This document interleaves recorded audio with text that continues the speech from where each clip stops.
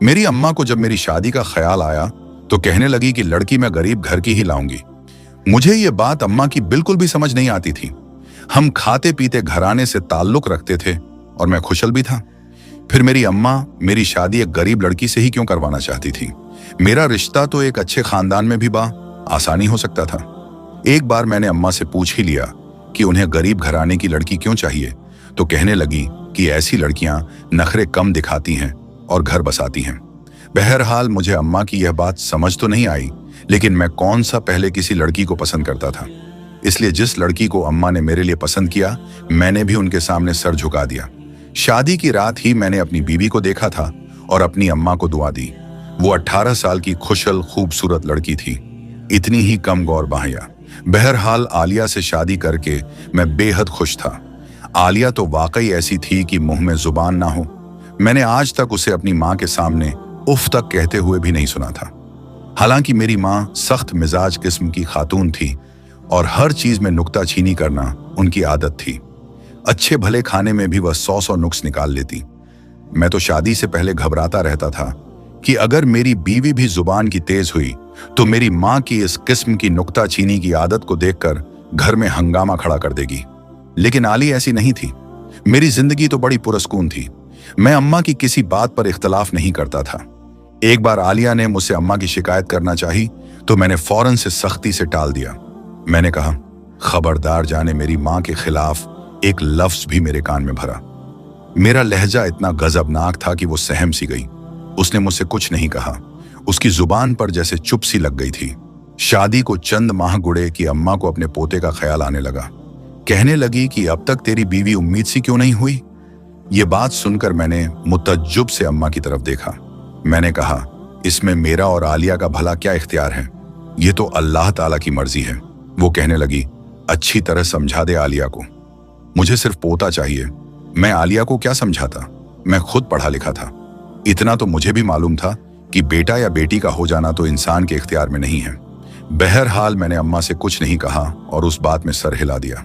लेकिन इसके बाद जैसे जैसे वक्त गुजरने लगा और आलिया उम्मीद से ना हुई तो अम्मा के ताने तशचने शुरू हो चुके थे। एक रोज अम्मा मुझसे कहने लगी कि मैंने दाई को दिखाया है, तेरी बीवी मुझे बांझ लगते हैं, तभी कहती हूं कि मुझे उम्मीद नहीं ये मुझे पोता देगी।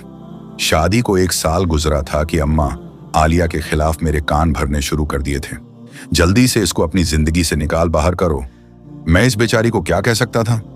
आज तक उसने ना तो मेरे सामने जुबान खोली थी और ना ही कभी कोई शिकायत की थी। दूसरे रोज मैं उसे एक हकीम के पास ले गया। उसने भी कुछ हदायत थी। चंद माह का इलाज बताया। चंद माह आलिया ने बाकायदगी से दवा खाई थी। एक दफा का भी नागा नहीं किया था। लेकिन जब ऐसा कुछ नहीं हुआ तो फिर मैं हकीम के पास देख गया। जो बात उसने मुझसे कही तो हठे से उखड़ गया था। कहने लगा, मुझे तो लगता है इलाज की जरूरत तुम्हारी बीवी को नहीं, तुम्हें है। फिर एक पर्चे पर 2-4 टेस्ट देखकर कहने लगा, ये कराओ। मुझे शक है कि मसला तुझ में है, तेरी बीवी में नहीं है। ये बात तो मेरी मर्दानगी पर बहुत गहरी चोट थी। हम गैरतमंद मर्द का ये सब कुछ बर्दाश्त करते हैं। औलाद ना हो तो कभी कोई नहीं कहता कि मर्द के लिए कुछ मसला होगा। सिर्फ औरत को ही किताब का निशाना बनाते हैं। मैंने हकीम के सामने ही वह पर्चा फाड़ा और वहीं फेंक दिया। मैंने कहा, यह क्या बकवास की है तुमने? मैं तो सही हूं और मुझ में किसी किस्म का कोई ऐब नहीं है, समझे? अगर तुझसे इलाज नहीं होता तो साफ साफ बता दे। मेरे अंदर ऐब निकालने की जरूरत नहीं है। मेरे गुस्से को देखकर वो हकीम कुछ घबरा गया। मैंने बीवी का हाथ पकड़ा, उसको घर ले आया। जब ये बात मैंने अम्मा को बताई तो अम्मा भी गुस्सा करने लगी। कहने लगी, वो हकीम तो वैसे भी पागल है, ऐसे ही कहता है मेरा गब्बू जवान बेटा तो माशाल्लाह से बिल्कुल ठीक ठाक है। जैसे ही तेरा बेटा हुआ तो सबसे पहले उस हकीम को जाकर दिखाऊंगी। 2 साल हो गए थे हमारी शादी को, लेकिन अभी तक औलाद की कोई उम्मीद नजर नहीं आ रही थी। मेरी माँ ने कहा कि अब बहुत हो चुका, मैं चंद माह में ही तुम्हारी दूसरी शादी करवा दूंगी और आलिया को तलाक दे दो। मैं आलिया को छोड़ना नहीं चाहता था, लेकिन अपनी माँ के सामने मेरी जुबान नहीं खुली थी। यह सुनकर आलिया रोते हुए मेरे सामने और अम्मा के सामने हाथ जोड़ने लगी। कहने लगी, खुदा के लिए मुझे तलाक मत देना। मैं आप लोगों के घर एक नौकरानी बन के जिंदगी गुजारूंगी, जो कहेंगे वही करूंगी, लेकिन खुदा के लिए मुझे तलाक देकर मेरे घर मत भेजें। मेरी छोटी बहनों का रिश्ता नहीं होगा और लोग तरह तरह की बातें करेंगे। उसके आंसू देखकर, सिसकियां सुनकर मेरा दिल पसीज कर रह गया था। वो हाथ जोड़े घुटनों के बल मेरी मां के सामने बैठी थी। मैंने कुछ हिम्मत दिखाई और दोनों बाजुओं से उसे पकड़ के खड़ा किया। मैंने कहा, तुम बेफिक्र रहो ना, मैं दूसरी शादी करूंगा और ना ही मैं तुम्हें तलाक दूंगा। मेरी बात सुनकर मेरी अम्मा ने मुझे घूर कर देखा था। मैंने कहा, अम्मा, बेशक उसका जो मर्जी इलाज करवाएं, मैं आपको नहीं रोकूंगा, ना मना करूंगा, लेकिन ना तो मैं उसको छोड़ सकता हूं और ना ही दूसरी शादी करूंगा, क्योंकि आज तक इसने मुझे कभी किसी शिकायत का मौका नहीं दिया। मैं इस पर यह जुल्म नहीं कर सकता। मेरी जुर्रत शायद मेरी मां को पसंद नहीं आई थी। बार बार मुझे गुस्से से गोरे जा रही थी। मैंने आलिया का हाथ पकड़ा, उसे कमरे में ले आया। वह अभी तक हिचकियों से रो रही थी। मेरे दोनों हाथ पकड़कर कहने लगी, आपका बहुत बहुत शुक्रिया, आपने मेरा मान रख लिया। अगले रोज मेरी मां ने मुझसे बात नहीं की। मैं जब भी उनसे बात करता वो रुख बदल लेती। मैंने जमीन पर बैठकर उनके पांव पकड़ ली। मैंने कहा, अम्मा, खुदा के लिए मुझसे नाराज ना हूं, लेकिन मैं बीवी को छोड़ नहीं सकता। 2-4 दिन अम्मा ने मुझसे बात नहीं की। 4 दिन बाद अम्मा ने इस शर्त पर मेरी बात मानी कि वह जैसे मर्जी आलिया का इलाज करवाए, मैं बीच में नहीं बोलूंगा, और अगर 1 साल के अंदर अंदर आलिया उम्मीद से ना हुई तो मैं फिर दूसरी शादी जरूर करूंगा। अम्मा को इस बात पर एतराज नहीं था कि मैं उसे तलाक दूं। कहने लगी कि वह किसी फालतू सामान की तरह घर के कोने में बैठी रहेगी, और खबरदार, जो तूने उसे कभी मुझ पर अहमियत देने का सोचा भी। तो यह सुनकर मैं खामोश हो गया था। मां की नाफरमानी भी नहीं कर सकता था। मेरी मां ने फिर आलिया को मुख्तलिफ आमलों को दिखाया, पर अब मुझे हर वक्त आलिया के गले में तावीज पहने हुए नजर आने लगे थे। रात देर तक वो जाए नमाज पर बैठी वज़ाइफ करती रहती।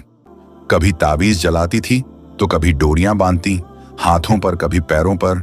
जो मेरी मां कहती, आलिया वो सब कुछ कर रही थी। कभी कभी तो उसकी हालत देखकर मुझे उस पर तरस आने लगता था। बेचारी औलाद की खातिर क्या कुछ नहीं कर रही थी, लेकिन उसके बाद भी वह उम्मीद से ना हुई। 6 माह गुजर गए थे। अब तो आलिया की रंगत पीली पड़ने लगी थी। उसे बार बार कहती, अगर 4 माह बाद भी मुझे औलाद ना हुई तो क्या सच में अब दूसरी शादी कर लेंगे? क्या वाकई मुझे खुद से दूर कर देंगे? क्या मैं एक मुलाजमा की तरह इस घर के कोने में पड़ी रहूंगी? मैं उसके सवालों का भला क्या जवाब दे सकता था? बेबसी से कहा, मैं मजबूर हूं, अम्मा की बात को टाल नहीं सकता। बस तुम दुआ करो कि तुम जल्दी से उम्मीद से हो जाओ, हमारे यहाँ बेटा हो जाए, बस सारे मसले हल हो जाएंगे।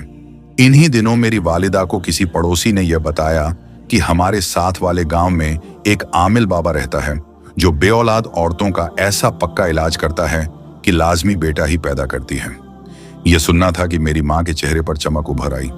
अम्मा फौरन आलिया और मुझे इस आमिल के पास देखी गई। उसका छोटा सा सहन खचाखच औरतों और मर्दों से भरा पड़ा था। एक कोने में हम दोनों भी बैठ गए। वो आमिर साहब जो भी थे कमरे में थे।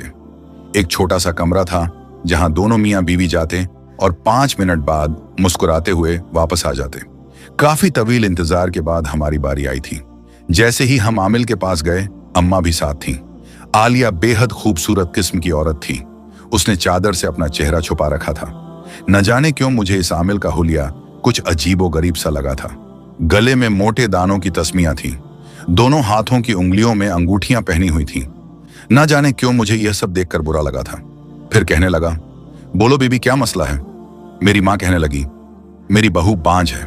यह कहकर उसने आलिया की तरफ देखा जो कि तज्जब सी बैठी थी। वो आमिल पूछने लगा कि कितना अरसा हो गया शादी को। जवाब मेरी अम्मा ने दिया था। कहने लगी, पूरे 2 साल हो गए हैं, लेकिन औलाद की कोई उम्मीद नजर नहीं आती। हमने आपकी बड़ी तारीफें सुनी हैं। हम दूसरे गांव से आए हैं। जो बात मुझे बेचैन कर रही थी वो यह थी कि उस शख्स की नजर मुसलसल आलिया के चेहरे पर गई। हालांकि उसने आधे से ज्यादा चेहरा छुपा रखा था, बस उसकी आंखें ही नजर आ रही थीं। मगर उसके बावजूद वो आमिल ना जाने उसके चेहरे पर क्या खोजने की कोशिश में लगा हुआ था। मैंने आमिर साहब को अपनी जगह मुतवज्जे किया और बोला कि बाबा, क्या आपके पास इसका कोई इलाज है? मेरे बुलाने पर आमिल ने फौरन मेरी जानिब भड़बड़ा कर देखा। उसके माथे पर फौरन बाल आए थे। गुस्से से कहने लगा कि मैं तुम्हारी बीवी के चेहरे पर कुछ खोज रहा था। वह वजह जानने की कोशिश कर रहा था जिसकी वजह से अभी तक इसकी गोद सोनी है। मगर जज्बाती लड़के, तुमने मेरा अमल खराब कर दिया। मैं हैरत से आमिल का चेहरा देख रहा था। मैंने तो सिर्फ उन्हें बुलाया ही था, मगर अगले ही पल उन्होंने उससे 2-4 सवाल किए और फिर अपने पास पड़ी हुई कैंची को उठाया। कहने लगे, इस कैंची से अपने कुछ बाल काट कर मुझे दे दो। मैं खामोशी से उसका कहा मानता जा रहा था। मैंने अपने कुछ बाल काट कर उसके हाथ में दिए तो फिर वह मेरी बीवी की जानिब मुतवज्जे हुए। कहने लगे कि अब अपनी बीवी के चंद बाल काट कर मुझे दे दो। मेरी बीवी फौरन मेरा चेहरा देखने लगी, क्योंकि वह चादर में थी। वह ऐसे में सर के बाल उतारने के लिए उसे अपने चेहरे से नकाब हटाना पड़ता था। मगर फौरन मेरी अम्मा आगे बढ़ी और उसने मेरी बीवी आलिया की चादर को उतार दिया। बाल काटकर आमिल बाबा के हाथ पर रख दिए। यह सब कुछ 5 से 10 सेकंड के बीच हुआ था, मगर आमिल बाबा की तो नजरें मेरी बीवी पर ही टिक चुकी थी। उन्होंने वह बाल लिए और फिर दोनों बालों को यकशा करके अपने सामने एक चांदी के बर्तन में रख दिया। कहने लगे कि मैं अब तुम लोगों को कुछ तावीज दूंगा, वो तुम लोगों को खाने होंगे और कुछ ऐसे अमल बताऊंगा कि तुम लोग यकीनन औलाद पालोगे। मैं बगौर आमिल बाबा की हर बात सुन रहा था। देखते ही देखते उन्होंने हमारे वह काटे हुए बाल आग लगाकर जलाना शुरू कर दिए। जैसे उनको आग लग गई तो आमिल बाबा ने बालों की वह राख उठाई, उसे तवीजों में भरना शुरू कर दिया। राख तावीजों में भरने के बाद उस पर एक सुर्ख डोरी से गिरा लगा दी और फिर कहने लगे, यह हर रात आप लोगों ने कहवे में मिलाकर पीना है। मैंने वह तावीज देकर अपने पास रख ली तो वो आमिल बाबा एक बार फिर मेरी बीवी की जानिब मुतवज्जे हुए और कहने लगे कि यहां मेरे करीब आकर बैठो। मैं तुम पर दम करना चाहता हूं। यह दम तुमने हर जुमेरात को मेरे पास आकर करवाना होगा, ताकि तुम पर जो भी साया और बुरे आसेब है वो उतारे जा सके। मेरी बीवी आमिर बाबा के सामने जाकर बैठी तो उसने अपना हाथ मेरी बीवी के सर पर रख दिया और फिर ना जाने क्या पढ़कर भूखने लगा। मैंने नोट किया था कि हमसे पहले जितने भी लोग आए थे वह ज्यादा से ज्यादा 5 या 10 मिनट अंदर रहने के बाद बाहर जा रहे थे, मगर हमें तो यहां बैठे हुए 40 मिनट हो चुके थे। ये बाबा तो हमें बाहर भेजने का नाम ही नहीं ले रहे थे। इसके बाद उसने हमें कुछ ताबीज दी और कहने लगे कि यह ताबीज मगरिब के पास जलाने हैं और जलाकर इसकी राख अपने सर पर मलनी है, ताकि जो भी बुरा साया है वो तुम लोगों के सर से हट सके। इसके बाद उसने मुस्कुराकर मेरी बीवी की जानिब देखा और फिर वहां से जाने को कहा। हम तीनों वहां से चले आए। सारे रास्ते में खामोश रहा। घर आकर अम्मा से कहने लगा कि ये आप कैसे इंसान के पास हमें लेकर गई थी? ये कैसा अमल था? उसने तो कुछ भी अच्छा पढ़कर दम ना किया। वो तो ये बाल खाने को कह रहा है और ना जाने ताबीजों को जलाकर राख सर पर मलने को कह रहा है। भला हम ये सब कैसे कर सकते हैं? मगर मेरी माँ ने फौरन तनबीहा अंदाज में कहा कि वह बड़े हैं, उन्होंने यह सारा अमल सीख रखा है, वो बेहतर जानते हैं। तुम्हें ज्यादा सोचने की जरूरत नहीं, बस जो कुछ उन्होंने कहा है वो तुम करते जाओ। मजबूरन अम्मा की खातिर खामोश होना पड़ा। वो बालों की राख हम दोनों मियाँ बीवी खाते रहे। 1 हफ्ता गुजरा तो फिर वह दिन आया। मेरी बीवी की तबीयत कुछ पौंचल सी लग रहे थे। कहने लगी कि मेरा बिल्कुल भी जी नहीं चाहता कि इस पीर बाबा के पास जाऊं। वो मुझे अजीब नजरों से देखता है, मगर अम्मी की खुशी की खातिर जाना जरूरी था। मैं एक बार फिर अपनी बीवी को लेकर वहां चला गया। इस बार फिर उन्होंने कुछ ऐसे ही अजीबोगरीब से अमल किए और फिर हमें ताबीज और डोरियां खाने और जलाने के लिए दे दी। 2 माह गुजर चुके थे, मगर अभी तक कोई उम्मीद की किरण नजर नहीं आई थी। इस बार मैंने अम्मी से कहा, अगर इस बार भी उसने यही सब दिया तो अगली दफा मैं वहां नहीं जाऊंगा। इस बार जब हम आमिर बाबा के पास गए तो मेरी अम्मा उसे कहने लगी कि 2 माह से आपके पास आ रहे हैं, मगर अभी तक मेरी बहू को कोई खुशखबरी ना मिली। तो आमिर बाबा मुस्कुरा उठे। कहने लगे, अभी तक मेरा इलाज पूरा नहीं हुआ। इलाज का असल मरला तो अभी रहता है, वो करने के बाद ही तुम्हारे यहाँ बच्चों की कलकारियां गूंजेगी। इसके बाद जो कुछ आमिल बाबा बोला वह सुनकर मेरे पैरों के नीचे से जमीन निकल चुकी थी। वहीं पर गुस्से से आग बगोला हो गया और कहने लगा कि नहीं, मेरी बीवी ऐसा कुछ भी नहीं करेगी। मगर मेरी माँ ने फौरन मुझे डांट दिया और कहने लगी कि खबरदार, जो आमिर बाबा के साथ कोई भी बदतमीजी की तुम जानते हो, ये क्या कुछ कर सकते हैं? खामोशी से बैठे रहो, जो वह कह रहे हैं वह सुनो। आमिल बाबा ने हमारे सामने एक बच्चे का पुतला रखा जो कि एक कपड़े का बना हुआ था। इसे हमारे सामने रखकर कहने लगे कि तुम्हारी बीवी को मैं एक खास विर्द बताऊंगा। उसे वह विर्द लगातार करना होगा और फिर रात के ठीक 11 बजे उसे पुराने कब्रिस्तान में छोड़कर आना होगा। सारी रात वह मेरी बताई गई बच्चे की कब्र के करीब बैठकर एक विर्द करती रहेगी और फिर जब सुबह के 3 बजे तो वह इस कब्र को थोड़ा सा खोदकर इस पुतले को वहां दफन कर देगी। इसके बाद तो तुम लोगों के घर खुशखबरी आकर ही रहेगी। मेरी बीवी मारे खौफ के कांपने लगी, मगर मां के आगे हम मजबूर थे। मेरी बीवी के हाथ कपकपा रहे थे। उसने आमिल के हाथ से वो पुतला ना लिया, मगर मेरी अम्मी ने फौरन उस पुतले को झपट लिया और कहने लगी कि आज रात जरूर सब कुछ हो जाएगा। हम लोग वापस घर आ चुके थे। मेरी बीवी मेरा बाजू पकड़े सहमी हुई रो रही थी। कहने लगी कि मैं ऐसा कुछ भी नहीं करूंगी। मुझे तो कमरे में अंधेरे से डर लगता है, भला मैं अकेली कब्रिस्तान में कैसे जाऊंगी। मैंने भी अम्मी को मना करना चाहा कि ऐसा कुछ नहीं करेंगे, इससे तो सिर्फ और सिर्फ मेरी बीवी की जान को ही खतरा हो सकता है और कुछ भी नहीं। मगर मेरी अम्मी ना मानी। कहने लगी कि ये हर हाल में वहां जाएगी और जाकर ये काम करेगी। मैंने जब अम्मी से जुबान दराजी की तो कहने लगी कि अगर उसने मुझे पोता देने की खातिर ऐसा ना किया तो मैं अभी जहर खाकर अपनी जान दे दूंगी। मजबूरन मां की खातिर मुझे बीवी को कब्रिस्तान भेजना पड़ा। वो रोती मगर मैं सर झुकाए खड़ा था। उससे वादा किया कि मैं जैसे ही सुबह के 3 बजे आकर उसे ले जाऊंगा। मेरी मां और मैं उसे कब्रिस्तान छोड़ आए। वह रोती रही, मगर मेरी मां के आगे उसकी सिसकियां और आंसू कोई अहमियत नहीं रखते थे। मेरी मां बड़ी ही खुश थी। कहने लगी कि देखना, अब तो हर हाल में खुशखबरी आएगी ही आएगी। मैं अपने कमरे में आ चुका था, मगर एक पल को भी मेरी आंखें बंद ना हो सकी। जब भी नींद हावी होती और अपनी आंखें बंद करता तो मुझे मेरी बीवी याद आने लगती। वो मुश्किल कुछ ही घंटे गुजरे थे कि मेरे दिमाग में अजीब सी आंधियां चलने लगी। आधी रात के वक्त कब्रिस्तान में अकेले कुछ भी तो हो सकता था। मैं कैसे अपनी बीवी को वहां तन तना छोड़ आया। मुझे रहकर उसकी याद सताने लगी और फिर अपनी मां पर गुस्सा भी आने लगा। भला कौन औरत थी जो पोते की खातिर अपनी बहू को इतना रुला रही थी। जितनी भागदौड़ हम या पीर बाबा और डॉक्टर हकीमों के लिए कर रहे थे, इतनी ही तो वक़ात अगर हम अपने रब की जात के साथ लगा लेते तो यकीनन अब तक वो हमारी गोद में औलाद दे भी चुका होता। बेशक वो आजमाता है और यह उसकी आजमाइश थी जिस पर हम लोग पूरा नहीं उतर सके। मेरा ज़मीर मुझे झंझोड़ रहा था। मेरे वजूद में एकदम खून ने जोश मारा तो पूरा वजूद पसीने से शराबोर होने लगा। मेरा दिल पूरी शिद्दत से धड़क रहा था।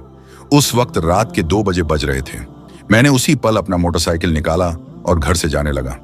मोटरसाइकिल की आवाज मेरी मां ने सुन ली तो फौरन कमरे से बाहर आई। कहने लगी, कहां जा रहे हो? अभी तो टाइम पूरा भी नहीं हुआ। मगर मैंने मां की बात का जवाब दिए बगैर घर से बाहर निकल गया। कब्रिस्तान में पहुंचा तो हर वो अंधेरा था। मैं बुलंद आवाज में अपनी बीवी को आवाजें देने लगा, मगर उसने कोई जवाब ना दिया। मैंने अपने मोबाइल की टार चलाई और आगे बढ़ने लगा। चंद कदम ही बढ़ाए थे कि मुझे कब्रिस्तान में एक बच्चे की कब्र के करीब मेरी बीवी बेहोश पड़ी मिली। उसके हाथ में वह पुतला था और वह बेहोश थी।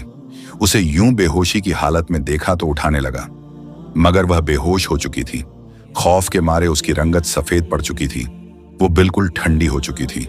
मुझे तो डर लगने लगा। अपनी बीवी को उठाया और हॉस्पिटल ले गया। डॉक्टर ने कहा कि यह शदीद खौफ की वजह से बेहोश हुई थी। उनका ब्लड प्रेशर बहुत कम है। सुबह तक मेरी बीवी ठीक हो चुकी थी। मैंने उससे माफी मांगी और बोला कि मुझे माफ कर दो। जाने अनजाने में मैं भी मां के साथ मिलकर तुम पर यह ज्यादतियां करता रहा। तुमने तो कभी पलटकर जवाब तक ना दिया, मगर हम तुम पर जुल्म पे जुल्म करते ही रहे। मेरी बीवी तो इतने बड़े दिल की मालिक थी कि फौरन मुझे माफ कर दिया और मैं मजीद शर्मिंदा होकर रह गया कि इतनी अच्छी बीवी के साथ में कैसे इतने सालों से बुरा रवैया रख रहा था। अपनी अम्मी की बातों में आ रहा था। हालांकि यहीं पर अगर मेरी अम्मी के ही मजाज की कोई लड़की आ जाती तो घर का शराजा बिखर कर रह जाता। बीवी को घर लेकर आया तो मेरी मां गुस्से से चिल्लाने लगी। मेरी बीवी पर हाथ उठाने के लिए आई तो मैंने अम्मा का हाथ पकड़ लिया और बोला कि बस, बहुत बर्दाश्त कर लिया। मेरी बीवी को आप हाथ तक नहीं लगाएंगी और ना ही अब मजीद कोई इलाज होगा। मुझे ऐसी औलाद चाहिए ही नहीं। आपको तो शुक्राने के नफल पड़ने चाहिए कि इतनी अच्छी बहू आपको मिली जो आपके हर जुल्मों सितम बर्दाश्त करती रहती है। मुझे ऐसी कोई औलाद नहीं चाहिए। अगर नसीब में होगी तो मिल जाएगी, वरना मैं और आलिया ऐसे ही खुश हैं। मेरी माँ मेरे मुंह से यह सुनकर तो जैसे बुत बन चुकी थी। कितने ही रोज तक उन्होंने मुझसे बात तक न की। मुझे एक बार फिर मेरी बीवी के बारे में भड़काने की कोशिश की, मगर इस बार मैं उनकी बातों में आने वाला नहीं था। मजबूरन खुद ही उन्हें ठीक होना पड़ा। उनका रवैया धीरे धीरे आलिया के साथ ठीक होता चला गया, क्योंकि अब मैं आलिया का शौहर उसके साथ उसकी डांस बनकर खड़ा था। और जब शौहर बीवी के साथ हो तो किसकी जरूरत होती है कि उसके खिलाफ कुछ भी बोल सके। चंद माह बाद मेरी बीवी की तबीयत खराब हुई। हम उसे डॉक्टर के पास लेकर गए तो वह हामला थी। वह दिन मेरी जिंदगी का सबसे हसीन दिन था। मेरी बीवी ने उसके बाद जोड़वा बच्चों को जन्म दिया था। एक बेटा और एक बेटी हमारी जिंदगियों को खुशियों से भर चुके थे। अगर आपको हमारी ये कहानी पसंद आई हो तो हमारे चैनल को ज़रूर सब्सक्राइब करें।